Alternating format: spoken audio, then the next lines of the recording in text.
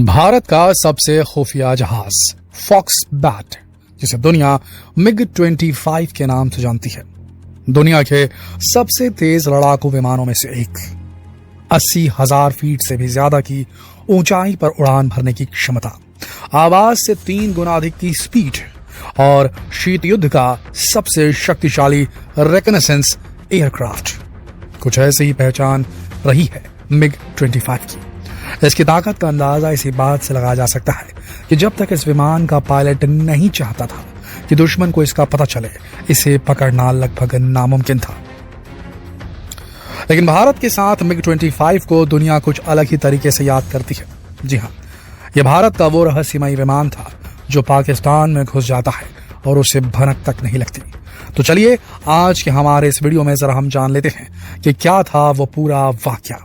बात 27 मई साल 1997 की है, जब पाकिस्तान की राजधानी इस्लामाबाद के आसमान में अचानक एक तेज आवाज कौंधी।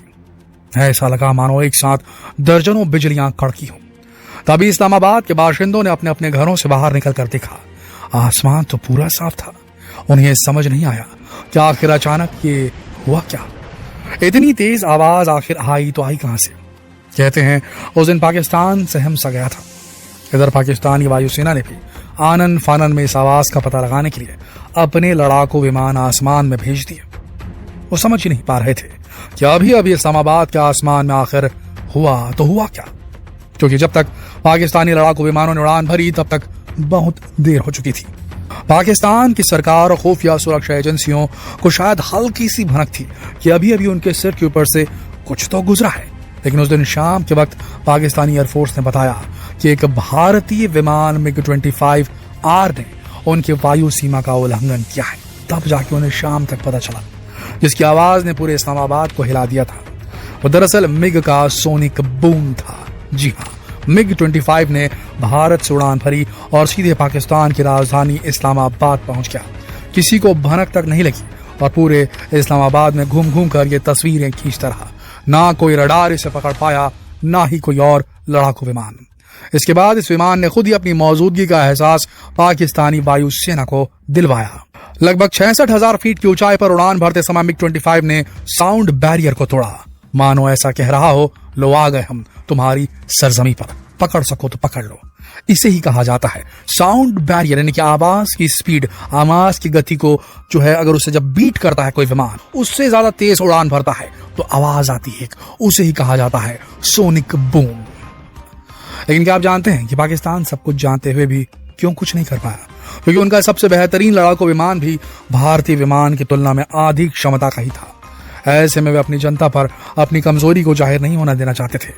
वहीं भारत के MiG-25 की सबसे बड़ी ताकत थी कि उसे पकड़ना नामुमकिन था। जी हाँ, इसे अपने वक्त की सबसे फास्टेस्ट एयरक्राफ्ट में गिना जाता है और ये एयर टू एयर मिसाइलें दाग सकता था। 25 सालों तक भारत की वायुसेना में अपना बेहतरीन सेवा देने वाला विमान MiG-25 की आगे की कहानी भी बहुत ही इंटरेस्टिंग है दोस्तों, क्योंकि दुनिया भर को कभी इस बात की भनक भी नहीं लगी कि भारत के पास उसका खुफिया विमान MiG-25 भी है।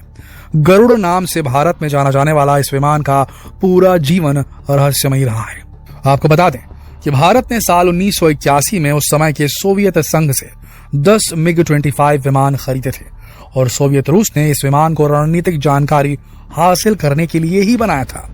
वो इसका इस्तेमाल अमेरिका के खिलाफ एक गुप्त हथियार के रूप में किया करता था।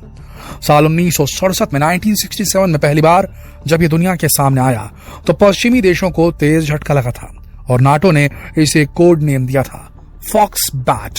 कहते हैं इस MiG-25 फॉक्स बैट का इस्तेमाल साल 1999 में हुए कारगिल वॉर के दौरान भी किया गया था। तब सेना को ऊंचाई पर छिपे दुश्मनों का पता लगाना था और यह काम MiG-25R ने बखूबी किया।